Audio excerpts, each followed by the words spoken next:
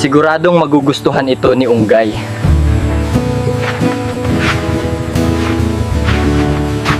Talagang in love na si Loloy kay Unggay.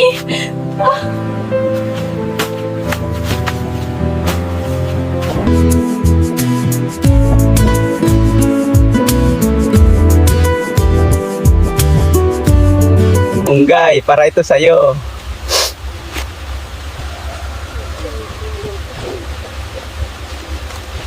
Bakit ka nandito, Loloy? Baka magalit na naman ang mama mo sa'yo. Wala akong pakialam kahit magalit pa sila. Kahit anong gawin ko, hindi talaga ako pinapansin ni Loloy. Magiging akin ka din, Loloy. Hintayin mo lang. Asasan na naman ba si Loloy? Anong oras na? May lakad pa kami! Oh. Inday. Inday! Bakit ka nakasimangot?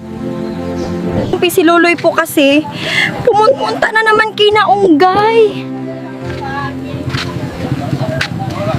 Sinasabi ko na nga ba? Ano bang gayuma ang ginamit ng Unggay na yan? Bakit dikit ng dikit si Loloy sa kanya?